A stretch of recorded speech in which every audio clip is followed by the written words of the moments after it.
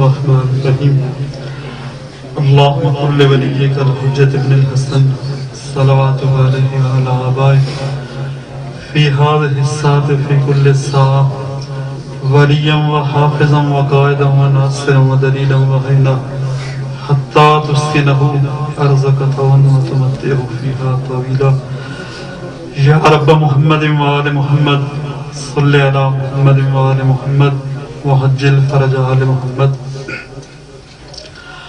اللهم صل على علي بن موسى الرضا المرتضى الإمام التقي النقي وحجتك على من فوق الأرض من تحت الثرى الصديق الشهيد صلاة كثيرة تامة زاكية متواصلة متواترة مترادفة كأفضل ما صليت على نورها صلوات بار محمد وآل محمد اللهم صل على محمد وآل محمد. أعوذ بالله من الشيطان الرجيم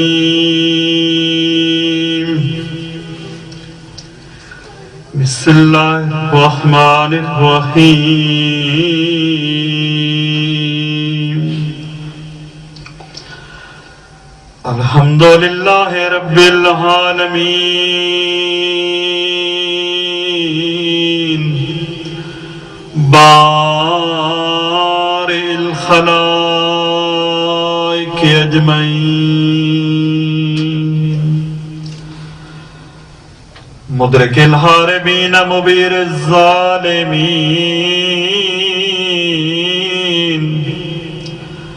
الصلاة والسلام على رسوله الكريم أبي القاسم محمد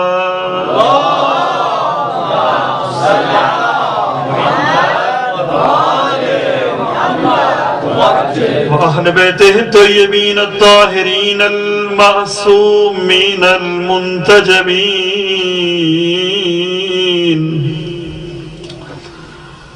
المنتخبين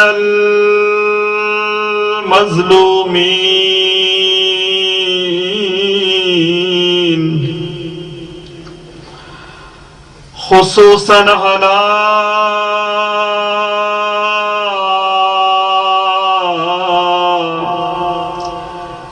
السيدة الجليلة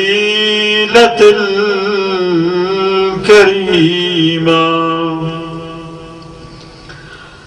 الطاهرة المطهرة المخدومة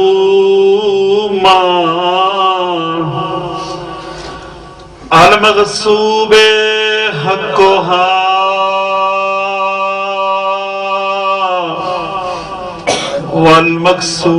والمكسور ذلها والمعلوم قدرها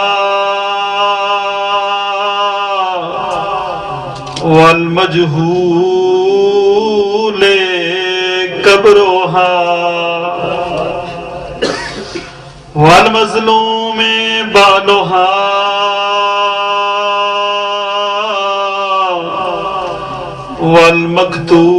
والمقتول ولدها التي قالت بعد شهادة أبيها ماذا على المجتمع تربة أحمد الله يشم مدى الزمان غواليا صبت علي مصائب الليل والنهار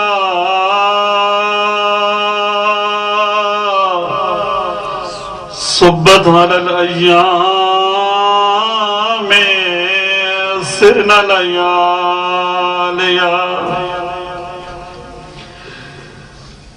میں ہوں مقتول دوا کیا پڑھدا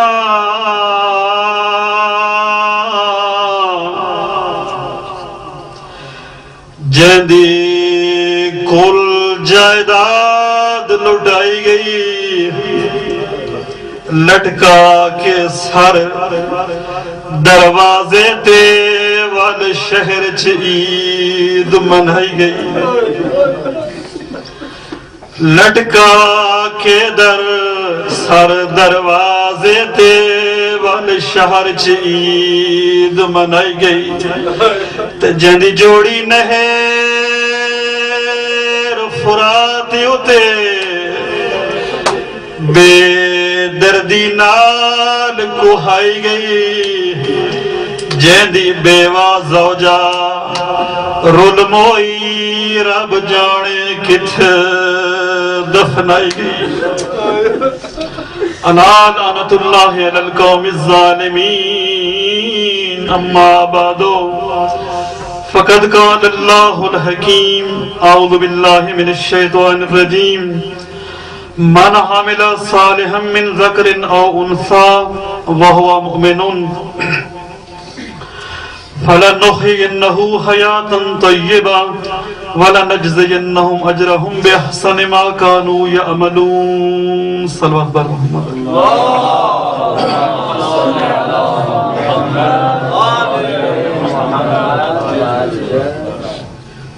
آغاز مجلس میں تمام مرحومین کے لیے بالخصوص علماء صلحاء شہداء مراجزام ذاکرین واعظین شعراء خطباء بالخاص خمینی شہید حسینی اپنے مرحومین کے لیے میرے مرحومین کے سورہ فاتحہ اخلاص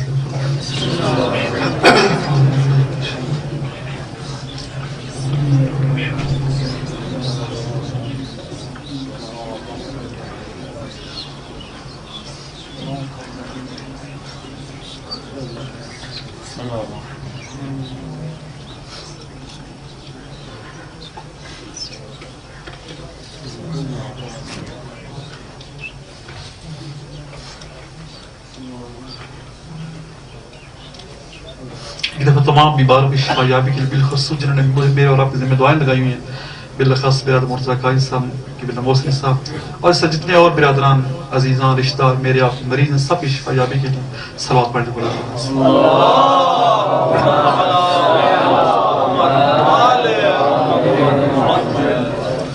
صرف آپ کی توجہ کے لیے ایک ربائی مظلوم کربلا کی شان میں کہ باطل کا سر کچل دیا زہرا کے لال نے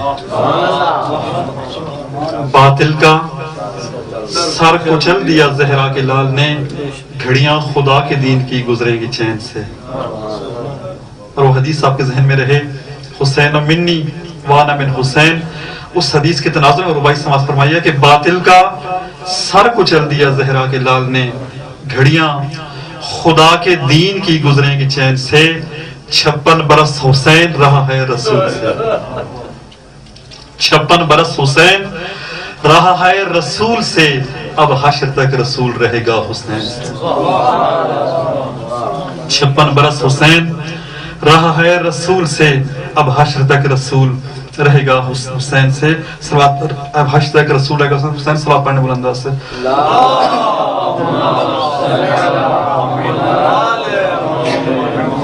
انتہائی قابل احترام علماء کرام میں دوبارہ ایک بار پھر چکے بعض نئے حضرات تشریف فرمائیں سب سے معذرت چاہتا ہوں کہ ان کے سامنے اپنا استعلیل ہو کر جسارت کار امید دامن میں جگہ بھی دیں گے اور بعد میں جہاں پر اسلام اللہ سمجھے اصلاح بھی فرمائیں گے صلوات پڑھنے بلند آواز سے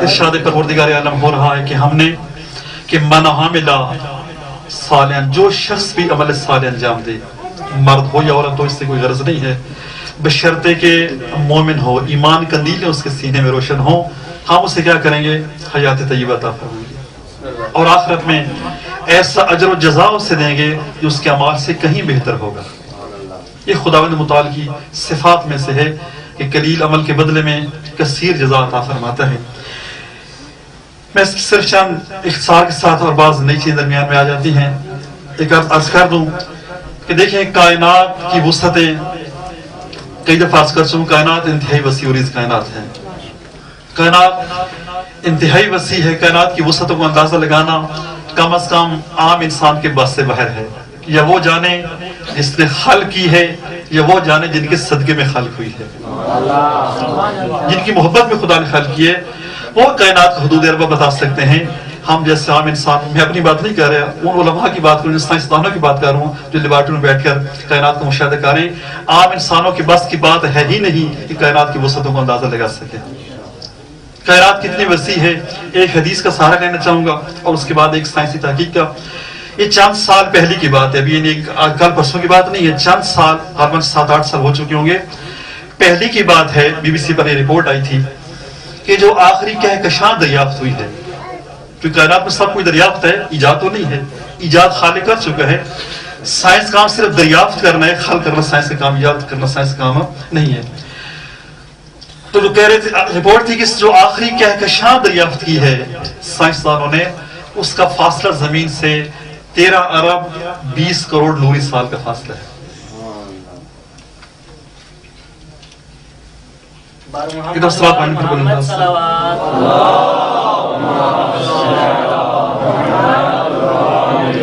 یہ باتیں بھول نہ جائے، برادر نے فرمایا کہ جمعرات کے دن تقریباً 7 محرم الحرام بنے گی کہ جمعرات کے دن 4 بجے باب شیخ توسی علیہ الرحمہ پر عزاداری ہوگی، ماتم ہوگا مظلوم کربلا کا حرم مطہر میں۔ تو لہذا سب برادر تشریف لے جائیے گا، صلوات پڑھنے بلند آواز سے۔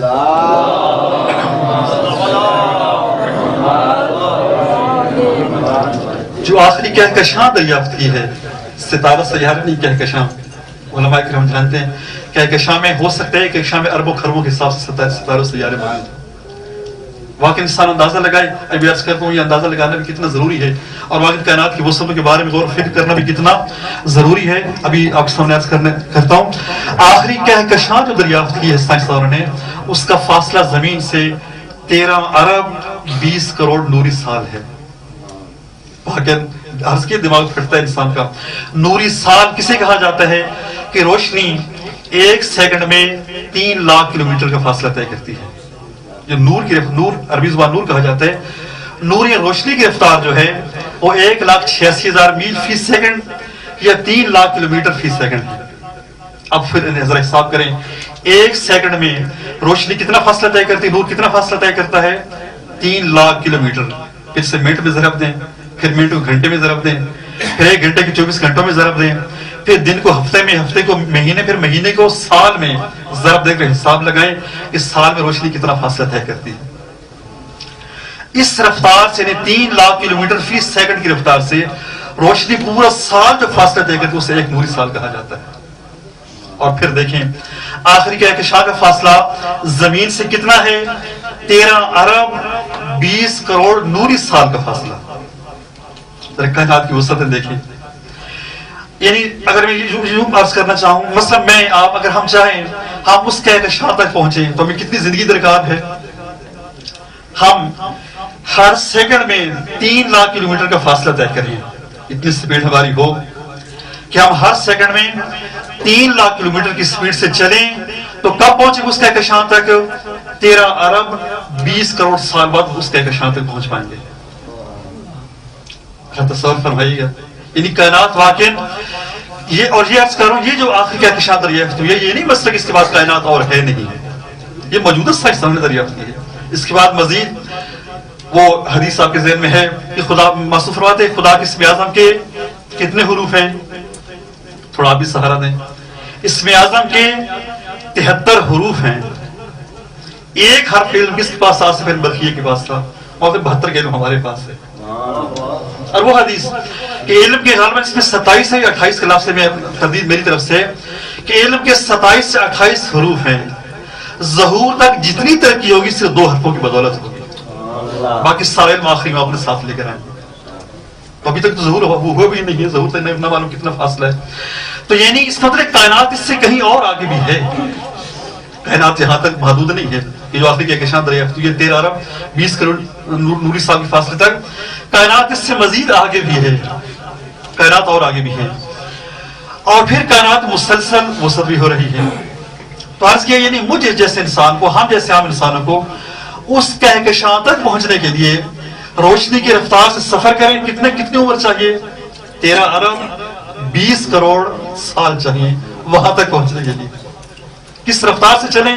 3 لاکھ کلومیٹر فی سیکنڈ کی رفتار سے چلیں۔ یہ کس کے لیے ہے؟ ہم جیسے ہم انسانوں کے لیے ہے۔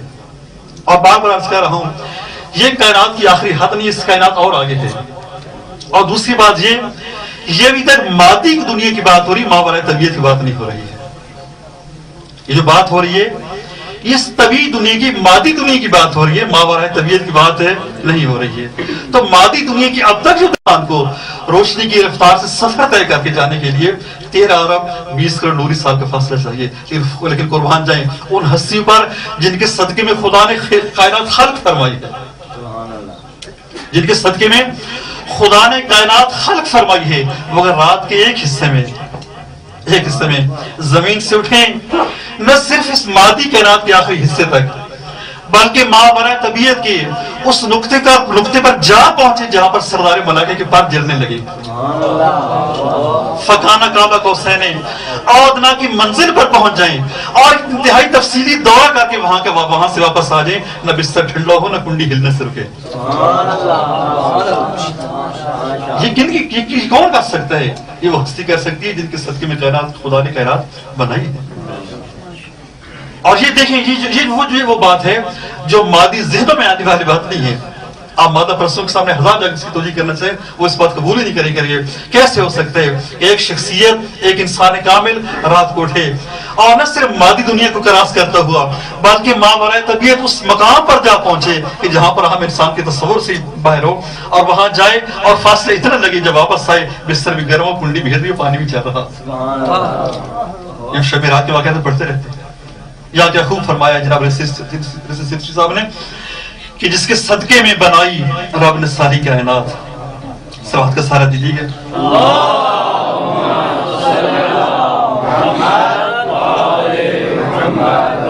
کہ جس کے صدقے میں بنائی رب نے ساری کائنات، وہ کہیں بھی آئے جائے کس کا وہ محتاج ہے.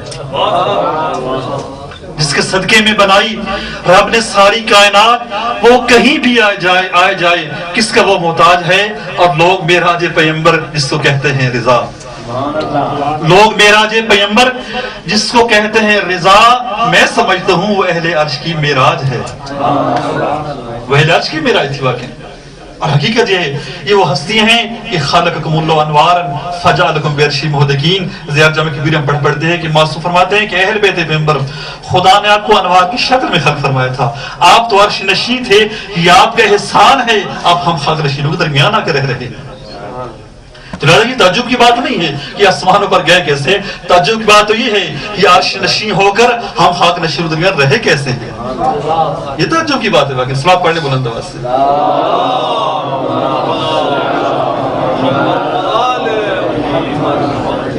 اور عرض کر رہا تھا کہ واقعی یہ تفکر تدبر اگرچہ ہماری فیلڈ نہیں اس ٹائم کرتے نہیں، لیکن کسی حد تک یہ اگر بات انسان پڑھے تو واقعی بہت مفید ہیں. کیوں مفید عرض کرتا ہوں؟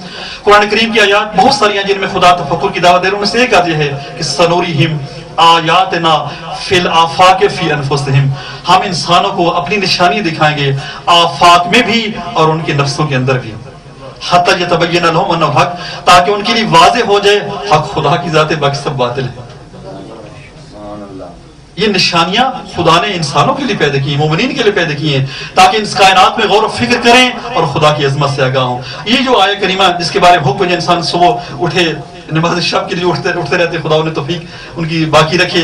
جو مجھے سے نہیں اٹھ سکتے خدا انہیں توفیق دے نماز شب کے لیے کہ جب اٹھے صبح ان آیات کی تلاوت کریں. سورہ آل عمران کی آخری آیات ان فی خلق السماوات، آسمان کی طرف نگاہ کریں، ان آیات کی تلاوت کریں. ان فی خلق السماوات والارض واختلاف اللیل والنہار لآیات لأولی الالباب. کون سے اولی الالباب؟ الذین یذکرون اللہ قیاما وقعودا وعلی جنوبہم ویتفکرون فی خلق السماوات والارض. اٹھنے والے شب کے لیے رہے ہیں، سائنسدان نہیں ہیں، ٹھیک ہے نا. اٹھ کس کے لیے رہے ہیں؟ نماز شب کے لیے اٹھ رہے ہیں. لیکن کیا کرتے ہیں؟ وَيَتَفَكَّرُونَ فِي خَلْقِ السَّمَاوَاتِ وَالْأَرْضِ. اور بول اٹھتے ہیں ربنا ما خلقت هذا باطلا سبحانك فقنا عذاب النار. یہ تفکر یہ ہمارے لیے ہے. واقعی حقیقت میں ہمیں چاہیے تفکر کریں خدا کی نشانی میں، خدا کی آیات میں. اس لیے ہم تفکر کریں گے خدا کی عظمت اور زیادہ اجاگر ہوگی، خدا کی عظمت اور زیادہ آئے گی. اور کہ یہ تفکر کرنے کا نتیجہ کیا نکلے گا؟ دو باتیں سامنے آئیں گی. ایک خالق کی عظمت ذہن میں آئے گی. وہ خالق اتنا عظیم ہے کتنا ماہر ہے، کتنا عالم ہے، کتنا قادر ہے، جس نے اتنی وسیع و عریض کائنات خلق فرمائی ہے۔ ایک خالق کی عظمت ذہنوں میں زیادہ اجاگر ہوگی، اور دوسری اس مخلوق کی عظمت ذہن میں زیادہ اجاگر ہوگی۔ وہ مخلوق کتنی عظیم ہے، کتنی محبوب ہے خدا کو، جس کی محبت میں خدا نے اتنی عظیم کائنات کو خلق فرمایا۔ یہ دونوں باتیں ذہنوں میں آئیں گی، خالق کی عظمت بھی آئے گی اور مخلوق کی عظمت بھی سامنے آئے گی انسان کے ذہن میں۔ وہ مخلوق کہ جس کی محبت میں خدا نے اتنی وسیع و عریض کائنات کو خلق فرمایا۔ صلوات پڑھنے بلند آواز سے۔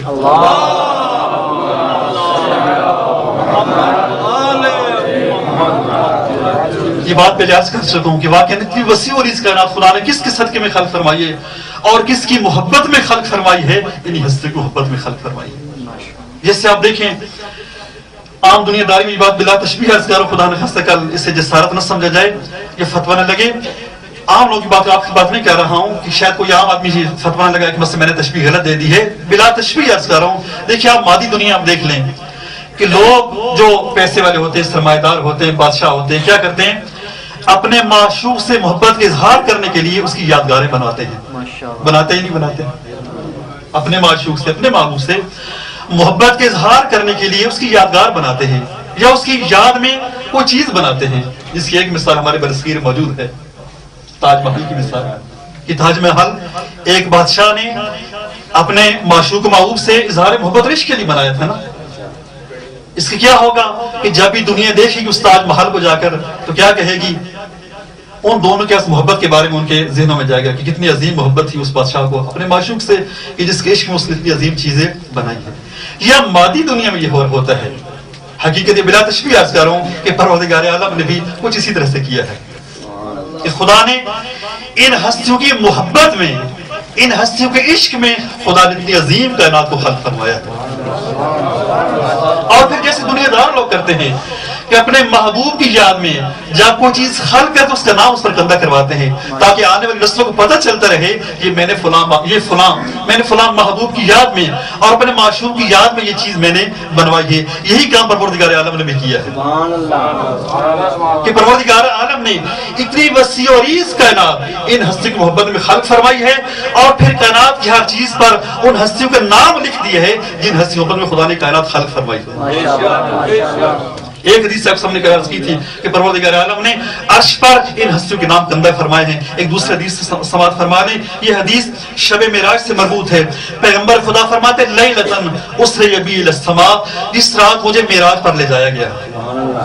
وہ بات ذہن میں رہے کہ خدا نے محبت یہ کائنات وسیع و عریض کائنات ان ہستیوں کی محبت میں خلق فرمائی ہے، اور پھر کائنات کی ہر چیز پر ان ہستیوں کا نام لکھ دیا ہے۔ ایک حدیث پہلے عرض کی تھی، مزید حدیث بہت ساری ہیں۔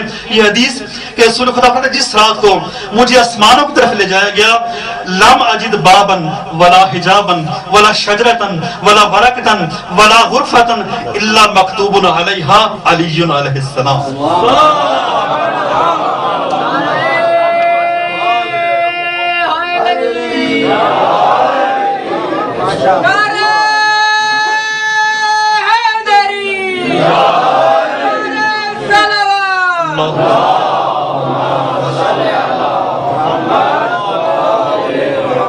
جس رات مجھے آسمانوں پر لے جایا گیا، میں نے کسی باب کو نہیں دیکھا، کسی حجاب کو نہیں دیکھا، کسی شجر کو نہیں دیکھا، کسی ورق پتے کو نہیں دیکھا، کسی حجرے کو نہیں دیکھا، مگر اس میں دیکھا لکھا تھا علی علیہ السلام، علی کا نام لکھا ہوا۔ اور پھر فرماتے ہیں وَإِنَّ اسْمَ عَلِيٍّ، علی کا نام مکتوب عَلَى كُلِّ شَيْءٍ، علی کا نام کائنات کی ہر چیز پر لکھا ہوا ہے، اور چیز خدا کے علاوہ سب چیز میں آ جاتا ہے۔ علی کا نام کائنات کی ہر چیز پر لکھا ہوا ہے، حتی للشمس والقمر والماء والحجر والورق والشجر، یہاں تک کہ آسمان کی، یہاں تک کہ سورج کی پیشانی بھی لکھا ہوا ہے، چاند کی پیشانی بھی لکھا ہوا ہے، پانی پر لکھا ہوا ہے، ہر پتھر پر لکھا ہوا ہے، ہر پتے پر لکھا ہوا ہے، ہر درخت پر لکھا ہوا ہے۔ جسے کہتے ہیں ذکر الخاص بعد علام، پہلے ہم بات کر دی رسول خدا نے کہ ہر چیز پر علی کا نام لکھا ہوا ہے، پھر بطور خاص چاند ذکر کر دیا کہ ان چیز پر خدا رسول مولا کے نام لکھا ہوا ہے۔ تو دیکھیں یہ پروردگار عالم نے یہ وسیع و عریض کائنات جو بنائی ہے ان ہستی محبت میں بنائی ہے۔ اور بنانے کے بعد جیسے دنیا دار لوگ یہ کرتے ہیں، خدا تو بہرحال خالق ہے، اسی نے محبت رشق بھی، عام مادی عشق بھی اسی نے انسانوں کے دلوں میں رکھا ہے۔ خدا نے یہی کام کیا ہے، ان ہستی محبت میں کائنات کو خلق فرما کر ہر چیز پر نام کندہ کر دی ہستی کا۔ اب دیکھنے کے لیے وہ آنکھ چاہیے جو اس چیز کو دیکھ سکے۔ ہو سکتا ہے مجھ جیسا عام انسان نہ دیکھے، لیکن جو ہستی اس بات کی خبر دے رہی ہے وہ یقیناً دیکھ رہی ہے ہر چیز پر علی کا نام لکھا ہوا ہے۔ صلوات پڑھنے بلند آواز سے۔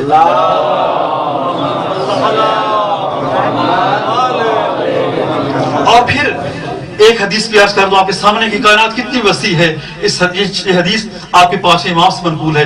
مولا فرماتے ہیں لا اللہ کے ترا ان اللہ خلق هذا العالم عالما واحد وترى ان اللہ لم يخلق بشرا غیرکم۔ شاید آپ لوگ یہ سمجھتے ہیں خدا نے صرف یہی کائنات خلق کی ہے اور صرف تمہارے جیسے بشر ہی خلق کیے ہیں، ایک آخری آدم، یہ آدم خلق کیے، ان کے علاوہ کسی اور نہ کوئی اور عالم خلق کیے نہ کوئی اور آدم خلق کیا ہے۔ کہ تو شاید یہ سمجھتا ہے خدا نے صرف یہی عالم خلق کیا ہے، یہی ایک دنیا خلق کی ہے، اور یہ سمجھتا ہے کہ خدا نے تیرے علاوہ کوئی اور بشر خلق نہیں کیا۔ اپنے صحابی سے فرما رہے ہیں، پھر مولا فرماتے ہیں بلا واللہ، قسم کھاتے ہیں، مولا فرماتے ہیں واللہ لقد خلق اللہ الف الف عالم،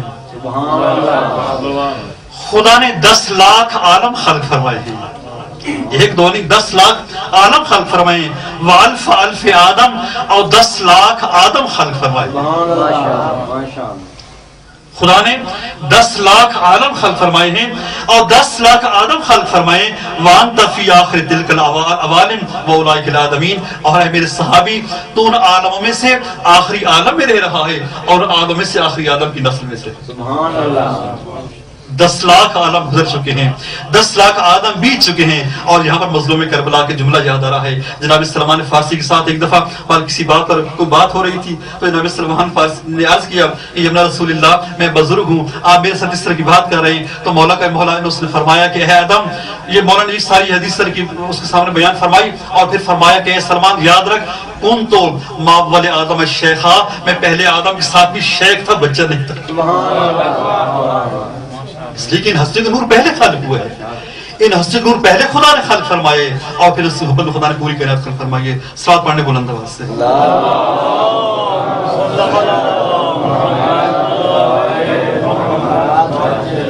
تو یہ وسیع و عریض کائنات خدا نے خلق فرمائی ہے، اور عرض کی اتنی وسیع و عریض کائنات خدا نے بغیر ہدف خلق نہیں فرمائی، اس کا ساری کائنات بہدف بھی اور ساتھ ساتھ باشعور بھی ہے۔ اور اس کائنات میں انسان کا مقام کیا ہے کہ خدا فرماتا ہے میں نے پوری کائنات انسان کے لیے خلق کی ہے، انسان کو اپنے لیے خلق کی ہے۔ انسان کیا ہے عرض کر چکا ہوں، انسان کیسے بن سکتا ہے انسان وہ بھی عرض کر چکا ہوں۔ خدا نے سب سے بڑی نعمت جو انسان کو عطا کی ہے وہ زندگی کی نعمت ہے۔ زندگی کیا ہے؟ سانسوں اور گنے چنے دنوں کا نام ہے، اور یہیں پر یہ عرض کر دوں کہ یہ زندگی چند گنے چنے دنوں کا نام ہے۔ حدیث کا لفظ ہم نے عرض کی تھی، مولا فرماتے ہیں انسان ہر دن جب گزر رہا ہے تیرے وجود کا حصہ اپنے ساتھ لے کر جا رہا ہے۔ یوں سمجھے زندگی ایک دریا کا نام ہے، اور جو دن گزر رہے ہیں یہ جو ماضی میں جا رہے ہیں وہ ماضی سمندر کا نام ہے۔ جیسے دریاؤں کا جو پانی ایک دفعہ ہماری نظروں کے سامنے سے گزر جاتا ہے وہ سمندر میں چلا جاتا ہے، دوبارہ دریا میں واپس نہیں آتا ہے۔ اس طرح زندگی کا زندگی کا جو دریا بہ رہا ہے ہمارا، اس کا جو دن بھی ایک دفعہ ماضی کے سمندر میں چلا جائے گا۔ اب اگر ہمیں قیامت تک زندگی مل جائے دوبارہ وہ دن زندگی سمندر میں دریا میں واپس آنے والا نہیں۔ کل کا سورج اب طلوع ہوگا وہ نیا سورج ہوگا، وہ نیا دن ہوگا، وہ نئی چیز ہوگی۔ اور پھر زندگی کی 2 نمایاں خصوصیات ہیں، ایک یہ کہ زندگی محدود ہے، دوسری یہ کہ یہ زندگی نامعلوم ہے۔ اب سوال یہ ہے کہ پروردگار کی یہ زندگی ہمیں کیوں عطا کی گئی؟ سوال ہے یہ زندگی کیوں ملی ہے، مجھے کیوں دی ہے، آپ کو کیوں دی ہے، کیوں دی ہے؟ یہ بالکل عقلی سی بات ہے کہ جب بھی انسان کسی چیز کے بارے میں پوچھنا چاہتا ہے تو بہترین طریقہ کیا ہے؟ اس کے بنانے والے سے پوچھا جائے تو نے چیز کیوں بنائی ہے۔ مثلا موبائل آپ کے ہاتھ میں جب پہلی دفعہ آیا تو جب انسان نے پہلے موبائل دیکھا تو 4 سوالات ذہن میں آئے۔ پہلی بات یہ کیا ہے، اسے کس نے بنایا ہے، کس مقصد کے لیے بنایا ہے۔ یہ اگلی لحاظ سے جب بھی انسان کسی نئی چیز کو دیکھتا ہے تو 3 سوالات اس کے ذہن میں ضرور پیدا ہوتے ہیں، یہ چیز کیا ہے، کس نے بنائی ہے، کس مقصد کے لیے بنائی ہے۔ تو یہ چیز آج کا انسان، اس ترقی یافتہ دور کا انسان ہر چیز کے بارے یہ سوال ضرور کرتا ہے. جب بھی نئی چیز سامنے آتی ہے، ٹیلی ویژن سامنے ہے، ریڈیو سامنے ہے، موبائل سامنے ہے، باقی ساری چیز سامنے آئی، یہ موجودہ اس ترقی یافتہ دور کے انسان ہر چیز کے بارے یہ سوال ضرور کرتا رہتا ہے. لیکن اس دنیا میں مصروف انسان، اس دنیا کی روشنائیوں مصروف انسان اور اس بادیت پرستی کے دور میں مصروف انسان اتنا مصروف اور غرق ہو چکا ہے، ہر چیز پر یہ سوال ضرور کرتا ہے، لیکن اپنے بارے میں سوال کرنے کے لیے تیار نہیں ہے. آخر مجھے بھی کس نے پیدا کیا یا نہیں پیدا کیا، یہ سوال اپنے بارے میں کرنے کے لیے تیار نہیں ہے. آخر میں کون ہوں، مجھے کس نے پیدا کیا، کس مقصد کے لیے پیدا کیا ہے. تو بتائے گا کون؟ عقلی لحاظ سے وہی بتا سکتا ہے جو اس چیز کا خالق ہے، جو اس کو بنانے والا ہے. موبائل بنانے والا بتا سکتا ہے میں نے کیوں بنایا ہے، کس مقصد کے لیے بنایا ہے. تو لہذا انسان جب یہ اپنے سوال اپنے بارے ہم کریں گے، خدا نے ہمیں زندگی کی نعمت کیوں عطا کی ہے، کس سے پوچھنا پڑے گا کہ ہمیں دنیا میں کیوں بھیجا ہے خدا. البتہ یہ بات تھوڑی میں زیادہ وضاحت اس لیے عرض کرنا چاہوں، علماء سے معذرت چاہتا ہوں. جو مجھے برادر محترم نے فرمایا تھا کہ ہو سکتا ہے یہ جو مجالس ہیں یوٹیوب پر بھی آ رہی ہوں، اگرچہ میں خود اس کے حق میں بعض حوالوں سے نہیں ہوں، لیکن اس لیے کہ شاید عام لوگ سنیں گے تو ان کے لیے ہو سکتا ہے بعض کی وضاحت ضرورت پڑے. ایز علماء کرام سے معافی چاہتے ہوئے اگر بعض توضیح واضحات ہو رہی ہو تو انشاءاللہ اپنے دامن اپنی جگہ دیں گے. تو یہ سوال انسان کرے کہ پروردگار تو نے ہمیں کیوں زندگی عطا کی ہے، کیوں خلق فرمایا ہے، تو خدا خود جواب دے رہا ہے کہ وما خلقت الجن والانس الا لیعبدون، میں نے اس لیے حیات کی نعمت جن و انس کو عطا کی ہے تاکہ میری بندگی کر سکے، میری بندگی کریں، میری معرفت حاصل کریں، میرے سامنے جبین نیاز جھکائیں. ایک یہ آیت کریمہ اور دوسری آیت کریمہ سورہ بقرہ کی 20ویں آیت ہے. خدا فرماتا ہے یا ایھا الناس، اے انسانوں. اس آیت میں تمام انسانوں سے خطاب ہے. انسانوں بندگی کرو، بات کرو اس رب کی جو تمہارا بھی خالق ہے، تمہارے سے پہلوں کا بھی خالق ہے. کیوں بندگی کرو؟ لعلکم تتقون، تاکہ تم متقی بن جاؤ. یہ عبادت حقیقت میں ہر انسان کی فطرت میں خدا نے رکھی ہے.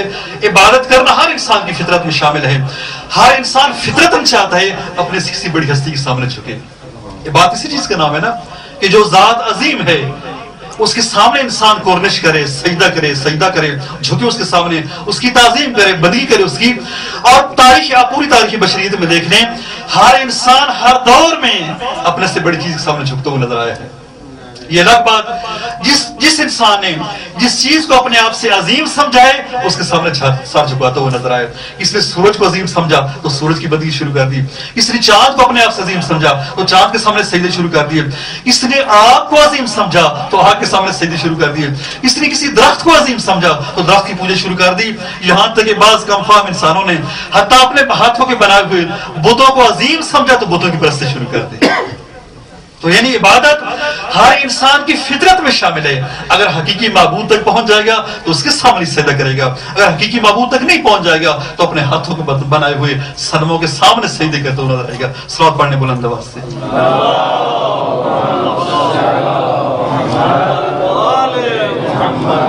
یہی وجہ ہے مولا کے نام فرماتے ہیں رحم اللہ عمران، خدا اس بندے پر رحمت نازل فرمائے جو 3 سوالوں کے جواب جان لے. عالم من اینا فی اینا و الینا، جان لے مجھے میں کہاں سے آیا ہوں، مجھے دنیا بھیجنے والا کون ہے. خود تو آیا نہیں انسان ہے، اور خود اپنے آپ کو وجود ملا تھا تو کسی سوال کرنے کی ضرورت نہیں تھی. خود جواب دے سکتا تھا میں دنیا میں کیوں آیا ہوں، لیکن چونکہ خود دنیا میں اپنے آپ کو لایا نہیں ہے، لانے والی کوئی اور ذات ہے.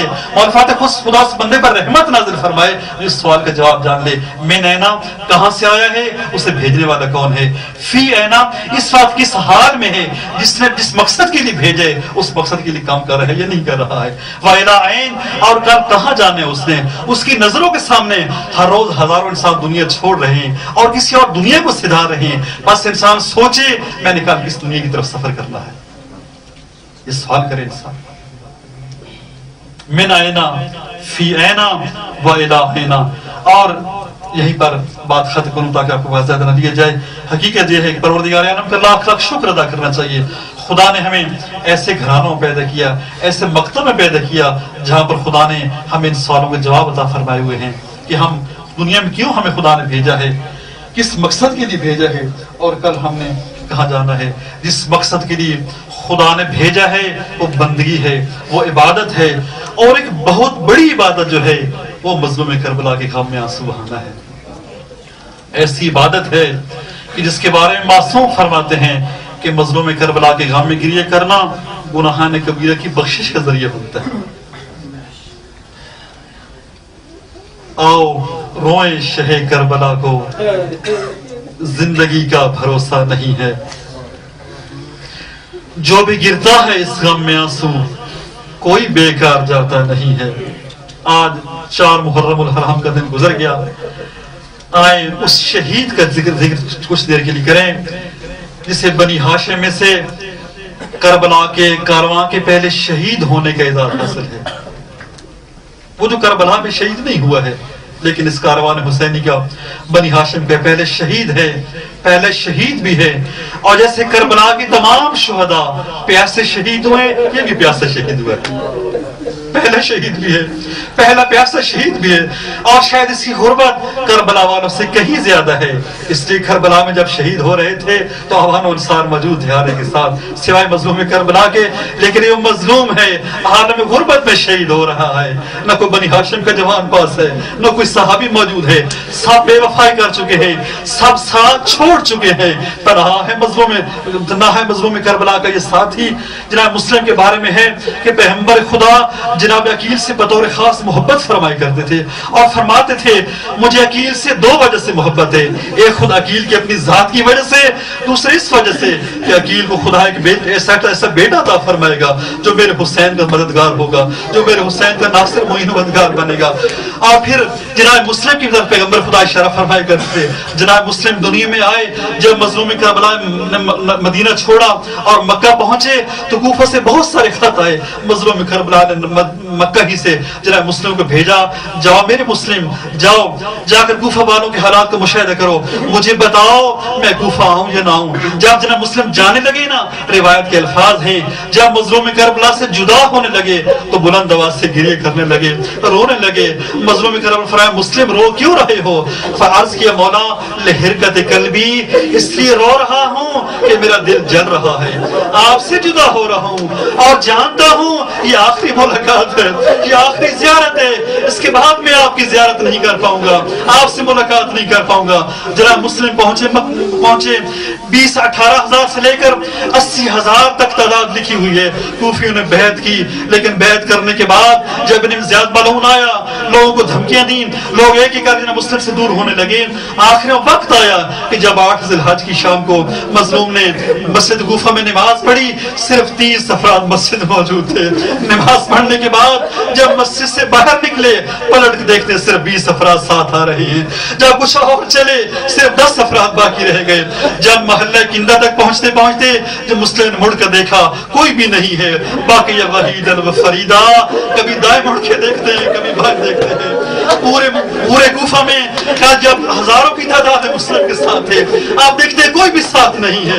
आप मुस्लिम हैं और कूफा की गलियां हैं, कभी इस गली में जाते हैं, कभी उस गली में जाते हैं। चलते चलते एक गली में जब पहुंचे, एक घर की दीवार का सहारा लेकर बैठ जाते हैं।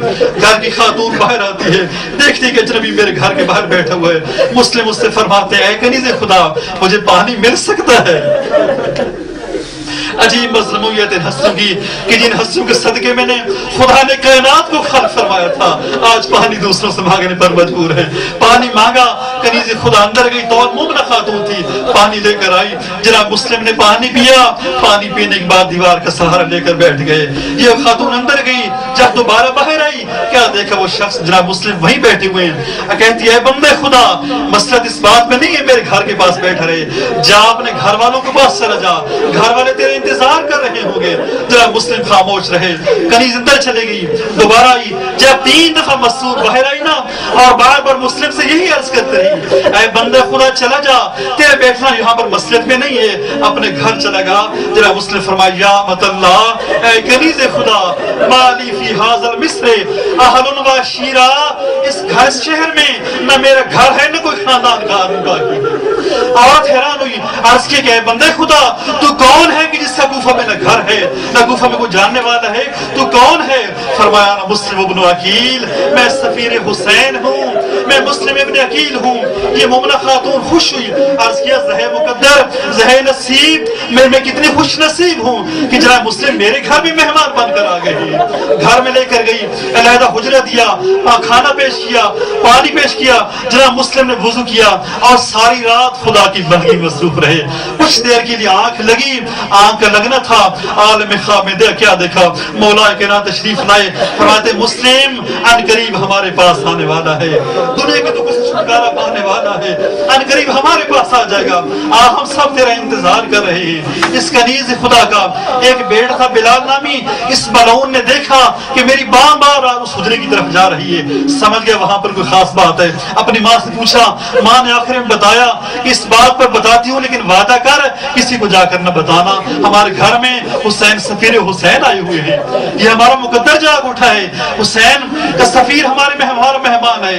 یہ اس نوجوان ملعون نے جا کر صبح ہوتے ہی عبد الرحمن ابن محمد ابن اشعث کو جا کر خبر دی کہ جس کو تلاش کرتے پھر رہے ہو وہ ہمارے گھر میں ہے.